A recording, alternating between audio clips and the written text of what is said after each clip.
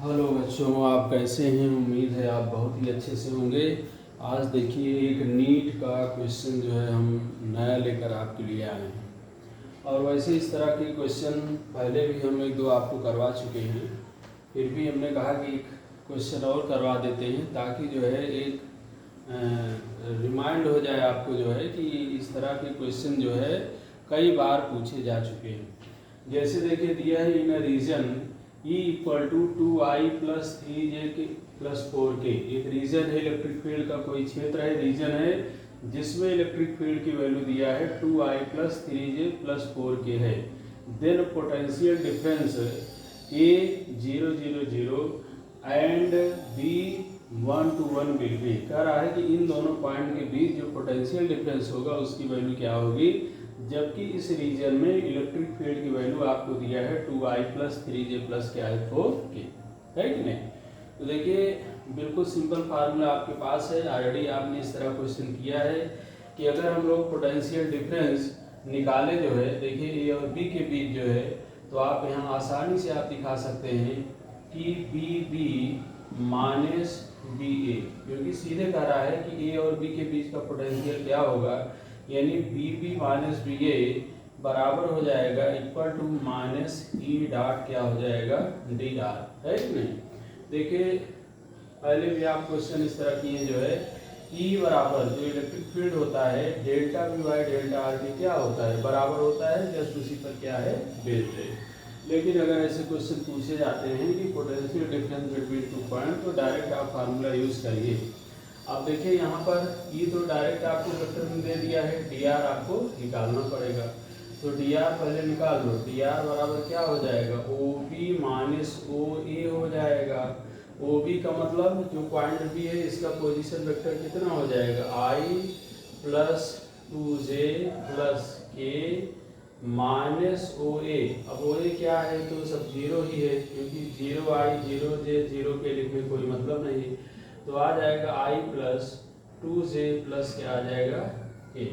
अब फार्मूला आप लगा दीजिए, सो B B minus B A बराबर हो जाएगा माइनस ई, और ई की वैल्यू पुट करो 2I plus 3J plus 4K dot dot T R. देखिए ई डॉट टी आर, और डी आर की वैल्यू क्या आया है I प्लस 2J प्लस के, है कि नहीं। अब डॉट प्रोडक्ट आपने दो वेक्टर का पढ़ा है, 2I को I से डॉट प्रोडक्ट लेंगे तो कितना आएगा, है कि नहीं। बिल्कुल I dot I J dot J K dot K, ये सारी वैल्यूज आप ऑलरेडी पढ़े हुए हैं, तो इसमें कोई दिमाग नहीं लगाना है।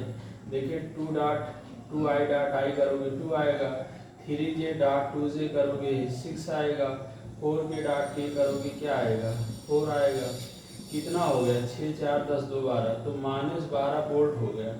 कितना आ गया minus 12 volt. So potential difference between A and B is. अब देखिए ये तो बी और ए के बीच का पोटेंशियल डिफरेंस है, लेकिन क्वेश्चन में कह रहा है potential difference between A and B. देखिए क्वेश्चन में सीधे लिखा है so B A minus B B equal to आ जाएगा 12 वोल्ट, 12 वोल्ट। तो देखिए बिल्कुल सिंपल क्वेश्चन है, थोड़ा सा आप प्रैक्टिस करिए। आप बिल्कुल सिंपल क्वेश्चन आपको पोटेंशियल ग्रेडियंट पर नहीं मिलेगा, श्योर है जो क्वेश्चन मिलेगा वो आपको इसी तरह का मिलेगा। और नीट में तो ऐसे क्वेश्चन अक्सर पूछे जा रहे हैं, तो भाई कम से कम जान लीजिए ऐसे छोटे मोटे जो क्वेश्चन हैं जो वेक्टर बेस्ड हैं उन पर आप प्रैक्टिस जरूर कर लीजिए, तो श्योर आपके समझ में आ गया होगा। एक इसी तरह का हम अच्छा क्वेश्चन और ले रहे हैं। काफ़ी क्वेश्चन हम लोगों ने किया, लेकिन अब एक दो क्वेश्चन इसलिए और करवा दे रहे हैं कि आपका थोड़ा सा प्रैक्टिस और हो जाए। प्रैक्टिस ही मेन है, बाकी जान लीजिए आप फार्मूला रटते रहिए। जब तक आप उसको प्रैक्टिकली लगाएंगे नहीं क्वेश्चन, तब तक समझ लो कंपटीशन में कुछ होगा नहीं। कंपटीशन में तो प्रैक्टिस की ज़रूरत है।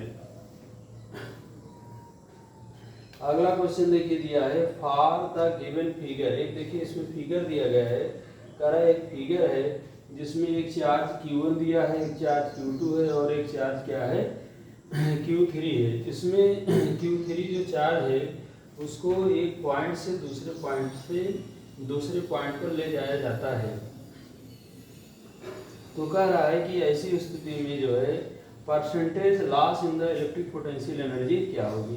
अब ये क्वेश्चन आपकी आईआईटी मेन लेवल का है कि नहीं, आईआईटी मेन के लेवल का है, क्योंकि नीट में जो है थोड़ा से बहुत कैलकुलेशन बेस्ड क्वेश्चन नहीं आते हैं, ट्रिकी क्वेश्चन आते हैं, छोटे क्वेश्चन आते हैं, और जो कि थोड़ा से कॉन्सेप्ट बेस होता है कि भाई आपका कॉन्सेप्ट क्लियर है, फट है, आपने फार्मूला लगाया, तुरंत उसका क्या मिल गया, आंसर मिल गया। जैसे दिया है फॉर द गिवन फिगर, देखिए for the given figure.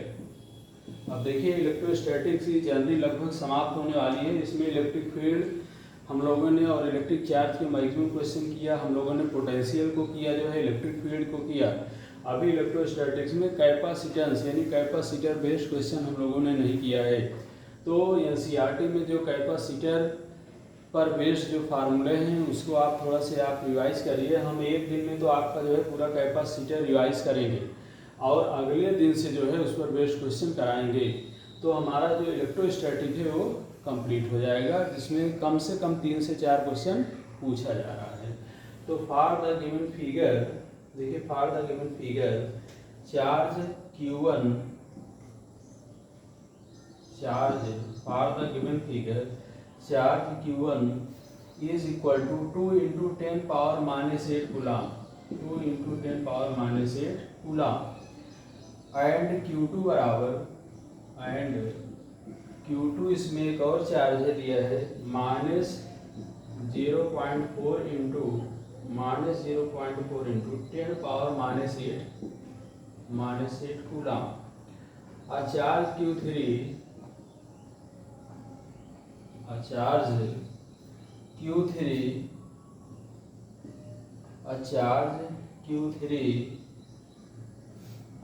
Q3 of 0.2 × 10⁻⁸ coulomb, 10⁻⁸ coulomb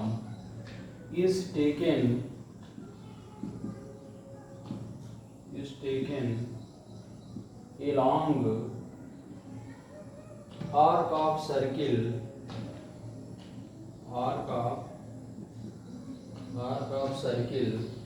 from C to D,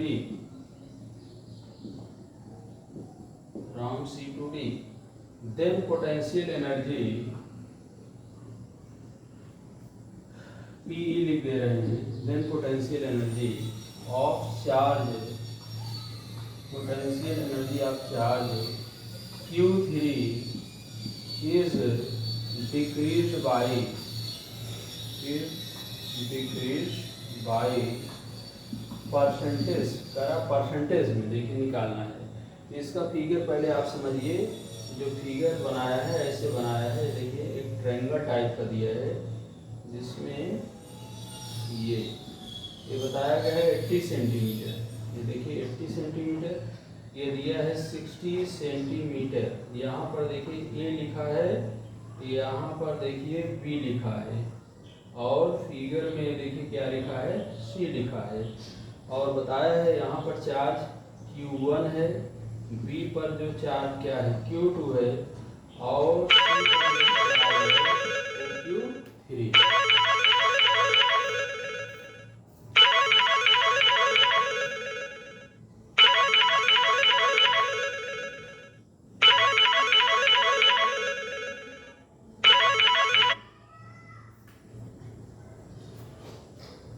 T पर जो चार्ज है वो क्या है, Q3 है,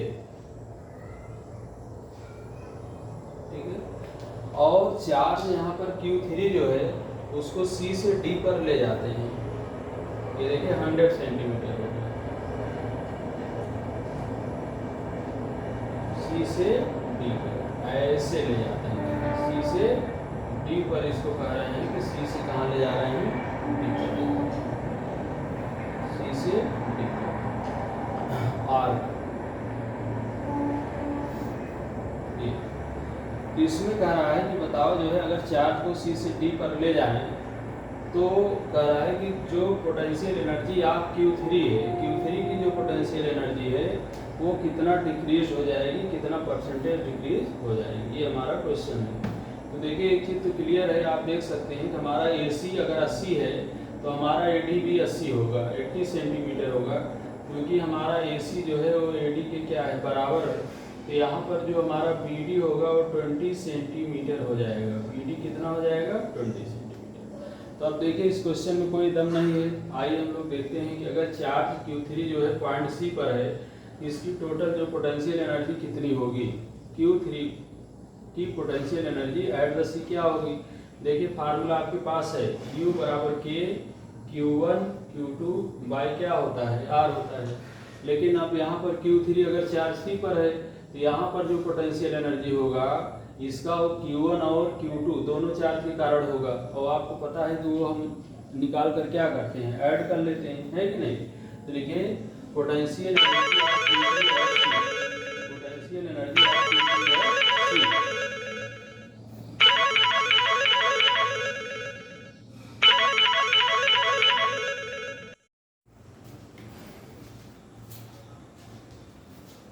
अब इसमें देखिए बच्चों, चार्ज Q3 को हम लोग पॉइंट C से कहाँ ले जा रहे हैं, D पर ले जा रहे हैं, है कि नहीं। तो ये देखिए कह रहा है कि potential energy of charge Q3 is decrease by, Q3 की जो पोटेंशियल एनर्जी है अगर D पर ले जाते हैं तो कितना डिक्रीज हो जाएगा। कहने का मतलब हम पहले निकाल लें कि C पर पोटेंशियल एनर्जी कितनी है Q3 का, फिर हम D पर निकालेंगे और इसके बाद जो लॉस हो रहा है उसकी वैल्यू हम लोग निकालेंगे। तो देखिए potential energy of Q3 at C, देखिए इसका solution, potential energy of Q3 at C, potential energy of Q3 at C बराबर हो जाएगा, देखिए Q3 इंटू, देखिए Q3 इंटू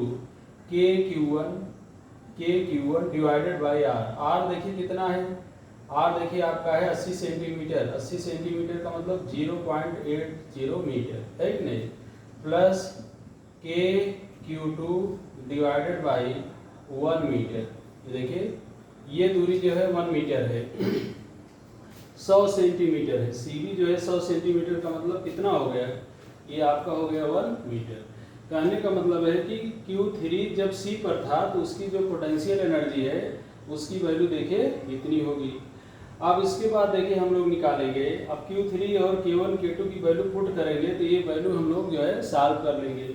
इसी तरह जो है potential energy of Q3 at D, देखिए potential energy of Q3 at D पर निकाला जाए तो कितना हो जाएगा, Q3 इंटू देखिए K Q1 divided by 0.8 plus आपका हो जाएगा K Q2 divided by R का मतलब ये वाली दूरी, अब ये तो 20 सेंटीमीटर है, 20 का मतलब कितना हो गया, 0.2 मीटर, ये हो गया। अब इसको अगर आप सॉल्व करते हैं तो सॉल्व करने पर देखिए इसकी वैल्यू क्या मिलेगी।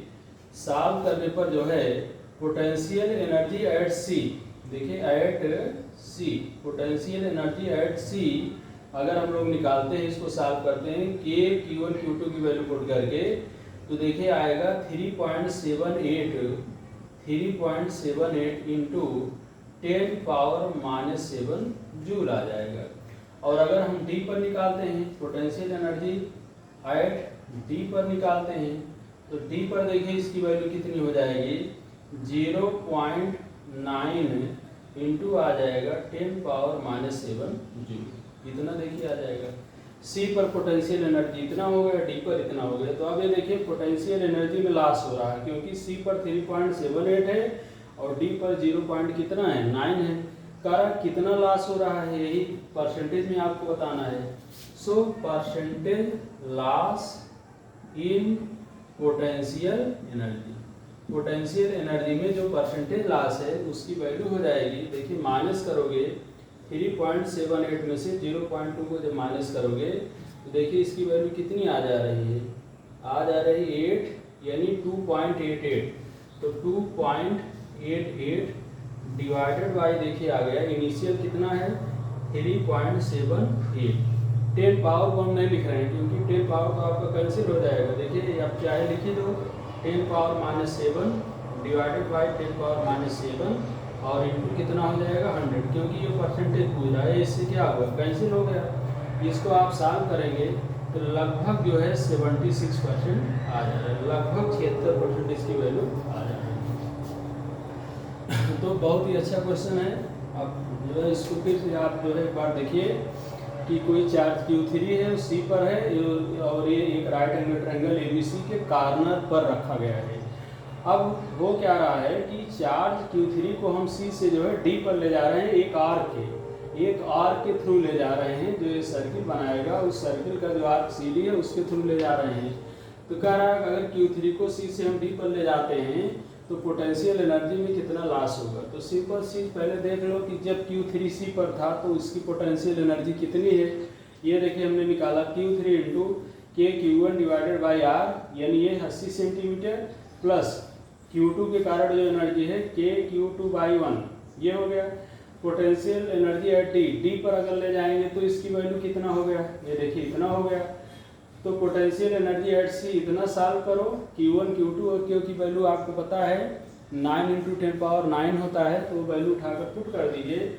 D पर इसकी वैल्यू आप उठाकर जितना भी है निकाल लीजिए, तो इतना आ गया। परसेंटेज लॉस निकालना है आपको, तो दोनों उठाकर क्या करिए, मिला दीजिए और सीधे आपको पता चल जाएगा कि percentage loss in the potential energy क्या है ना। तो मैक्सिमम क्वेश्चन को हम लोग कवर कर लिए हैं, बस 1-2 क्वेश्चन आपको हम और करवाएंगे। इसके बाद हम लोग जो है कैपेसिटेंस पर आ जाएंगे, जिससे आपका इलेक्ट्रोस्टैटिक कंप्लीट हो जाएगा।